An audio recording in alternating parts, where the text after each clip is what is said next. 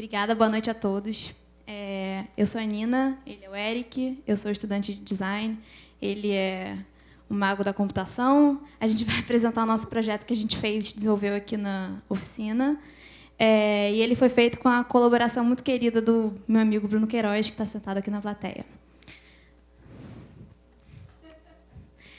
A gente desenvolveu um instrumento intuitivo multitoque e tangível para performance de música eletrônica. O nosso projeto se chama Discotable. Só para falar rapidamente, existem projetos semelhantes que já foram produzidos. Essa é uma área que é bem rica, muita coisa sendo feita. O interessante nesse contexto é que operar esses instrumentos de síntese e sequenciadores de música eletrônica não é uma coisa muito fácil, como a gente pode ver aqui nessas fotos.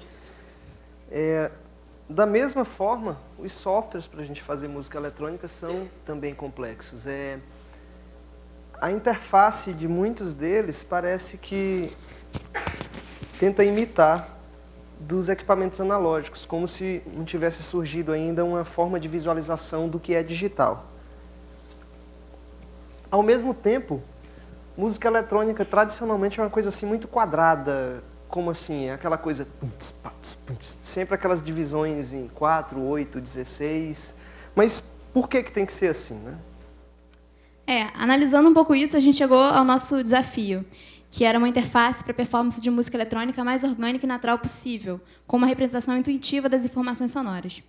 A gente vai falar um pouquinho do projeto. A primeira ideia inicial é que os sinais sonoros são as unidades básicas da Discotable. Essas pecinhas de acrílico, que o Eric está segurando, elas são as fontes do sinal sonoro. Uma coisa que a gente percebeu é que um número razoavelmente limitado de sinais sonoros é suficiente para gerar uma composição bacana. Então, a gente tem essas peças com as quais a gente vai brincar. A gente está trabalhando com música eletrônica do tipo loops, que são sequências de sons que se repetem. Qual a melhor forma para a gente representar um som que se repete? Um círculo. Então, cada pecinha dessa vai representar um loop, que na interface do software vai ser um círculo. Para a gente fazer ritmos interessantes, é legal que a gente possa combinar subdivisões diferentes nesses loops. Então, girando a peça no sentido horário ou anti-horário, a gente pode ter as diferentes subdivisões nesses loops. E a gente tem, dentro do loop, uma representação visual abstrata, simples, do som que está sendo executado ali. Usando os dedos, a gente liga e desliga o som em cada parte do loop. Só tocando, a gente liga e desliga, onde tem e onde não tem som. Basicamente, a gente percebeu que ajustar o sinal sonoro é uma coisa muito importante. Então, tocando nesses botões que ficam na parte superior esquerda desse círculo, a gente pode ajustar nota, volume e efeito do som. A gente toca, aciona o botão com um dedo e com o outro dedo a gente desenha sobre a própria nota. E aí a gente tem um feedback imediato do que está acontecendo nesse som. A representação visual ela mostra o que está sendo feito. Como a gente está trabalhando com 3 ajustes diferentes no som, a gente precisa de 3 formas de diferenciação. Essas formas de diferenciação têm que se somar, têm que ser vistas ao mesmo tempo, para a gente perceber o acúmulo, né, de transformações naquele som. Às vezes a gente quer ter um controle assim de poder fazer um valor de um ajuste para o loop inteiro. Então a gente tem um botão especial aí de ajuste global que, segurando ele com qualquer dos ajustes, a gente pode definir um valor específico para aquele ajuste no loop inteiro. É só uma forma a mais da gente interagir e ter controle sobre o que está fazendo. Claro, isso deve ficar ocupando um certo espaço na mesa. Será que quando eu termino de trabalhar no loop eu preciso ficar vendo aquilo tudo ainda ali? Com o botão cadeado a gente pode minimizar aquele loop. Ele vai ficar ocupando pouco espaço, mas ainda está ali na mesa. Apertando de novo, a gente pode ver de novo o que estava fazendo e voltar a editar. O ritmo da música também é importante. Então, existe uma pecinha, né, um fiducial específico, que a gente pode alterar, acelerar ou diminuir o ritmo total da composição. E, por fim, produzir música dá vida a alguma coisa. Então, essas peças elas vibram, elas mostram o som que está sendo produzido. Então, concluindo, né, e recuperando um pouco no início, a gente tem um instrumento intuitivo multitoque tangível para a performance de música eletrônica. Todo instrumento tem características acústicas de propagação de som. Caixas de som não fogem a essa regra. Então, o que é música eletrônica? Para a gente, é aquela música que é projetada para tocar em caixa de som. Não é para você ir para uma sala de concerto ouvir o instrumento, aquele instrumento que o músico toca diretamente. É a música que você vai escutar a caixa de som sendo tocada pelo DJ. É um instrumento que usa exatamente todas as características dessa mesa. Então, esse instrumento não dava para ser feito em outro equipamento. Ele usa tanto as pecinhas tangíveis, sem elas a gente não teria essas diferentes formas de som.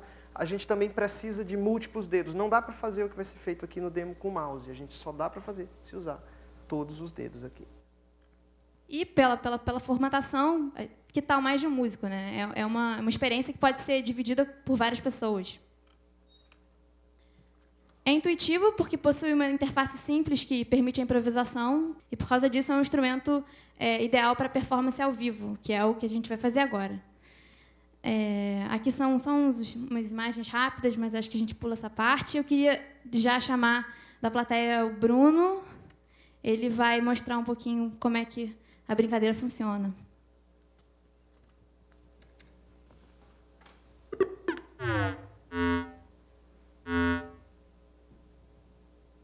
Ele está subdividindo, né, o loop, apagando e desapagando as subdivisões desse loop.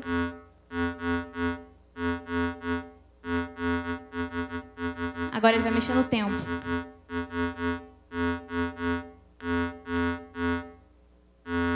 O tempo é essa peça vermelha, né, que fica pulsando como se fosse um coração. Agora ele está fazendo um ajuste de nota. E minimizou.